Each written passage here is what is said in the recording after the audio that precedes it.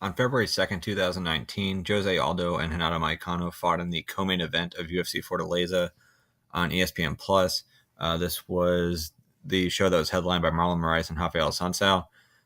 For Aldo, it was a pretty tough fight against an up-and-coming guy where I think a lot of people expected Moicano to get the victory here, use his boxing, kind of in a way similar to what Max Holloway did to get the win over 3 rounds and then work his way back up towards the top of the division. Maybe he gets a rematch against Ortega, or maybe he potentially works his way into a title shot.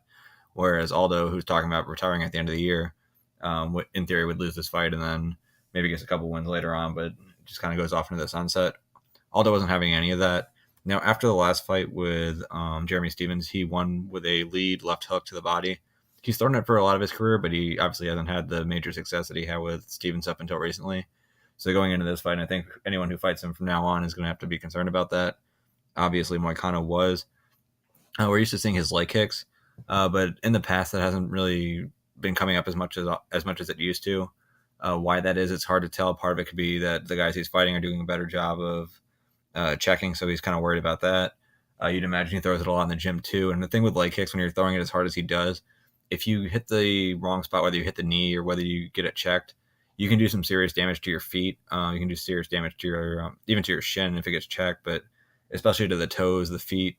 Over time, if you start getting some injuries there, I can see why people might not be willing to throw him as much. And with Aldo, I'm speculating here, but possibly that could be an issue for him where he's not throwing as many leg kicks as he used to because of that.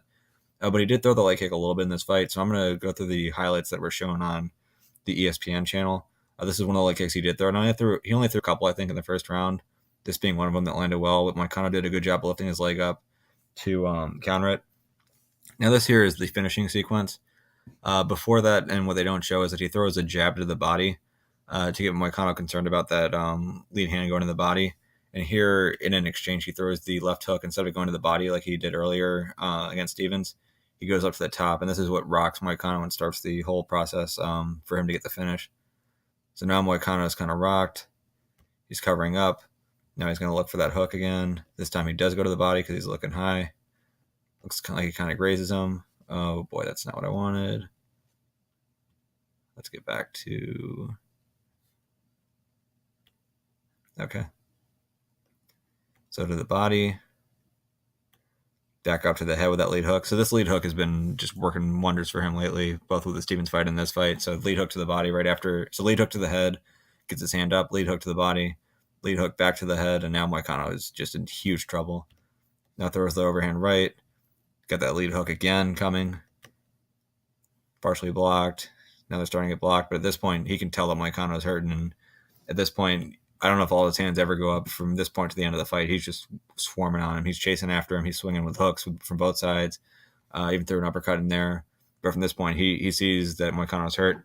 And if you've ever sparred before and you have been hurt, you get it. Like sometimes you kind of want to pick your spots and kind of throw and get the guy off of you. But when you're hurt and you feel like you're like one shot away from going down, you kind of don't want to throw at all. You just want to take as much time as you can, recover, and stall as long as you can. And I think all the sense that Moicano wasn't trying to throw hard back at him, that he was just trying to kill time and stall. And Aldo just went after him, made sure that he didn't have any time that he can make up here. So nice right down the middle. Again, lead hook to the body.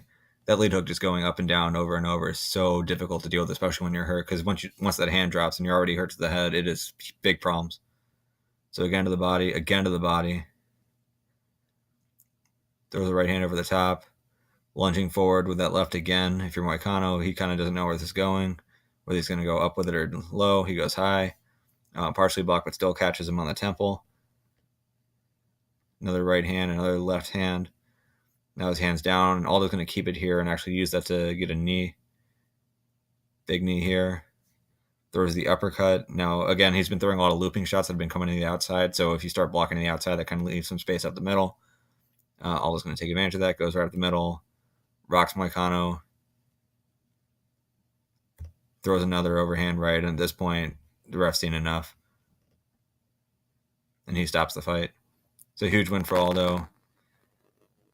Jumps into the crowd.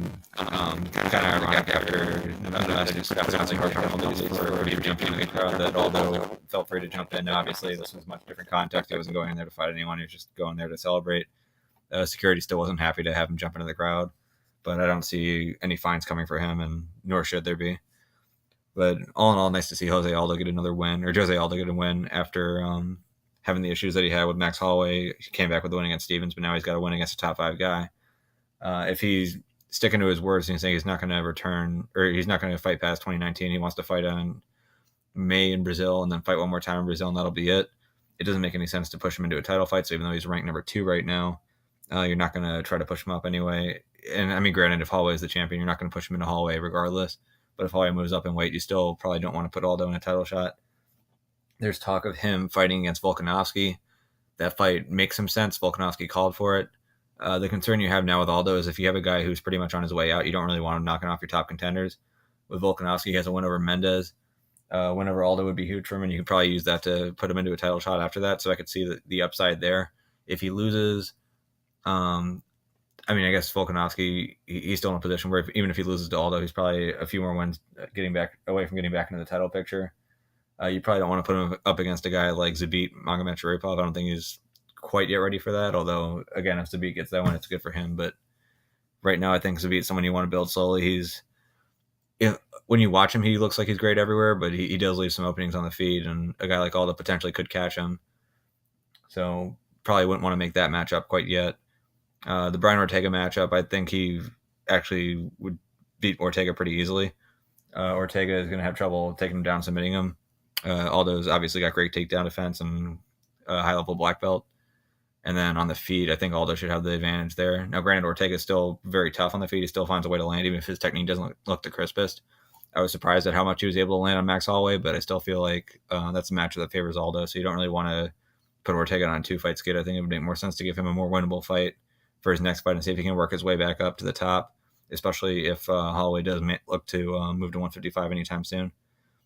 So at this point, I think the UFC just kind of has to figure what's the downside of one of the up-and-comers that they're trying to build up losing to Aldo, and kind of take that into account for whether or not they want to match him up against Aldo, or if they want to give Aldo some guys like Cub Swanson, for example, who had that 8-second loss back in the WEC days, but maybe you can try to build up that fight or build up another fight where if the guy loses to Aldo, it doesn't really hurt you guys moving forward past 2019 as much. So let me know what you guys think, who you think Aldo should fight next, who you'd like to see him fight next. And if you like this video, go ahead and obviously hit the like button. You can also subscribe for more videos like this. And if you don't like it, then go ahead and hit the down button.